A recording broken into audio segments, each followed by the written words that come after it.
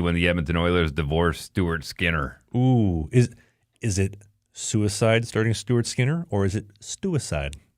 Let me know. I will say, and I'm going to be very clear about this, as somebody who has gone through a very similar situation, not through sports, but through their... through a divorce? No, but as far as going through a occupational hazard, we'll call it, I am not a fan whatsoever of what Stuart Skinner has been going through by the fans. By the fans. And he has been receiving some threatening messages through social media and other ways. His wife, too, and his family? Look, once upon a time, McCallum, going back to Regina, I think it was McCallum, he was a kicker for the Rough Riders, and this would have been back probably mid-2000s.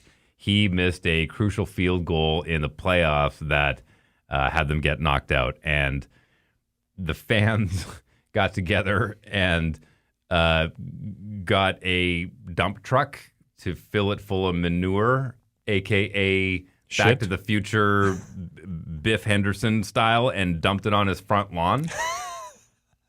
Which...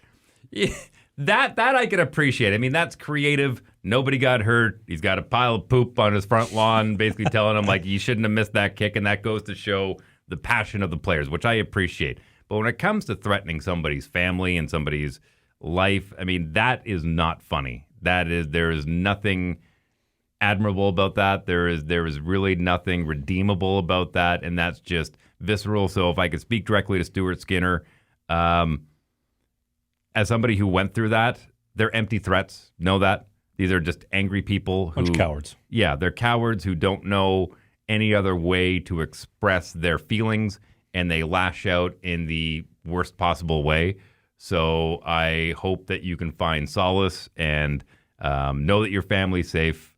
We appreciate you and your humanity, and that is the most important thing. Your family is most important, bar none. Well, and he single-handedly kept this podcast alive the 2 years. We're giving us stuff to talk about every single week. Well, listen, and I know we've been very critical, but we've been very critical on a playing perspective, and I don't think it even needs to be said out loud. We would never cross that line, and it's unfortunate that some people are feeling that there is no line, and it's really disheartening from a social aspect. Well, and there's a lack of respect and understanding, because you get these schmoes who are unrespect worthy that have never played the game and don't actually understand. Like, I played basically the Mickey Mouse Pro League in the FPHL, but that was professional hockey. That was hard for me to get to. It was very difficult for me to even crack open the door, let alone you go 4 levels higher than the National League, where you're playing with the best of the best of the best. You're a top 64 goalie in the world. So I know that even though, as a consumer and an armchair quarterback in our interrogation room studios every single Sunday,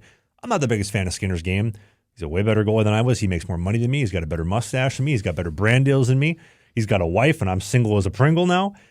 He's got a lot of things going for him. And Stu, to your wife and to your family, hope everything's okay. Yeah, it's just it's disheartening. You know who does...